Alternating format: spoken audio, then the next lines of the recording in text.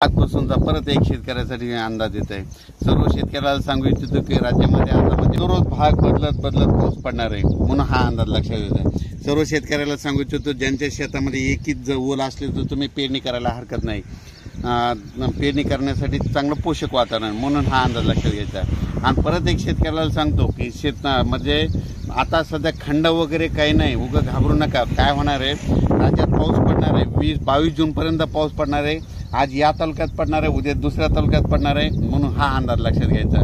सर्व शेतकऱ्याला सांगितलं की राज्यामध्ये फक्त 15, 16 आणि 17 जून दरम्यान थोडी उघाड राहणार आहे, पण विदर्भात मात्र पाऊस पडणार आहे म्हणून हा अंदाज लक्षात घ्यायचा। एकंदरीत राज्यात परिस्थिती बघितली तर राज्यामध्ये पश्चिम महाराष्ट्र, मराठवाडा आणि तसेच या भागामध्ये ओढे नाले वाचतील तसं आणखीन एक पाऊस पडणार आहे। काही ठिकाणी वाहुणी पडणार आहे, मुसळधार, कुठं रिमझिम, कुठं पेंडवालचा पाऊस पडणार आहे म्हणून हा अंदाज लक्षात घ्या।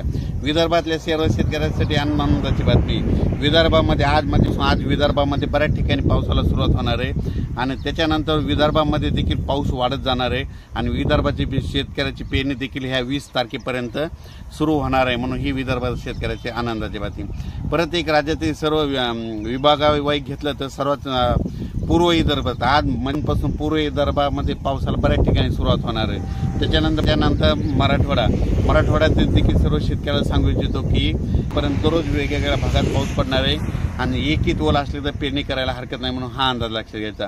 ओल जर नसले तर पेरणीचा निर्णय घेऊ नये म्हणून हे देखील लक्षात घ्यायचं।